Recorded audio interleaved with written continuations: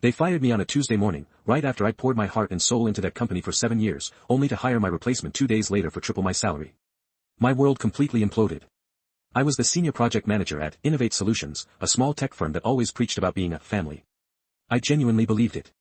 I put in countless late nights, weekend hours, and even took a pay cut during the first year of the pandemic because we were all in this together.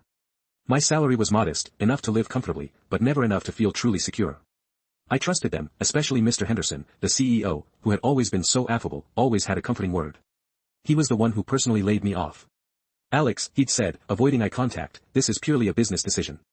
We're restructuring, looking for new leadership. It's not a reflection on your capabilities." My world crumbled. My capabilities? I had led the Aura project, their biggest success story, brought in millions of dollars. I just stared at him, my coffee growing cold in my hands. He offered a severance package that felt insulting, barely 2 months' pay, and then had security escort me out like a criminal. 7 years, gone in 15 minutes. The next few days were a blur of numb unemployment forms and endless job board scrolling. Then came the text from Sarah, a former colleague still inside, who saw my LinkedIn profile updated to "Open to Work." "Alex, what happened?" "I just heard," she wrote. "And they already hired someone. A dude named Mark from some fancy startup." I wished her luck, trying to sound brave, but inside, a knot of dread formed. Days later, Sarah called me, her voice hushed, almost a whisper. "I heard what they're paying Mark," she said. "I saw his offer letter on Henderson's desk, accidentally. They're giving him $300,000 a year." $300,000. My heart stopped. I made $85,000. $85,000 for 7 years of loyalty, of burning the midnight oil, of building their damn company. Mark, some outside hire, was getting triple that.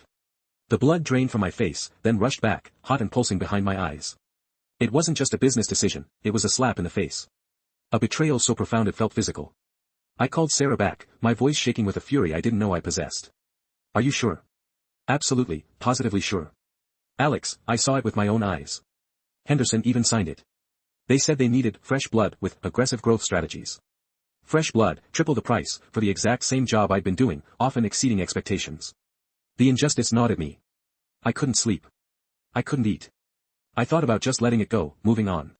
But every time I closed my eyes, I saw Henderson's smirking face, heard his empty words, and then saw that imaginary number, $300,000. It wasn't fair.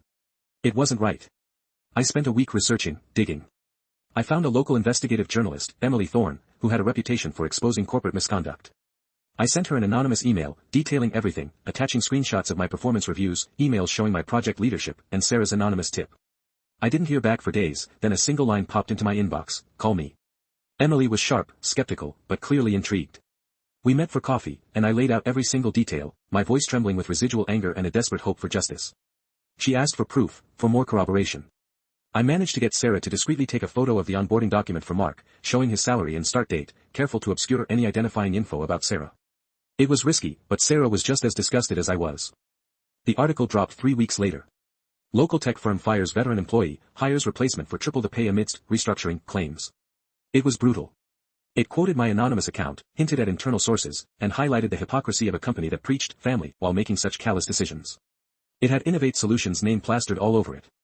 My phone blew up. Henderson's office called me incessantly, demanding I retract everything, threatening legal action for defamation. I just blocked them. Then, Mr. Henderson himself called, from a different number. "Alex, what the hell have you done?" he roared, his smooth veneer completely shattered. "You're destroying our reputation. Think about the employees." "You should have thought about them, Mr. Henderson," I replied, my voice steady, surprisingly calm.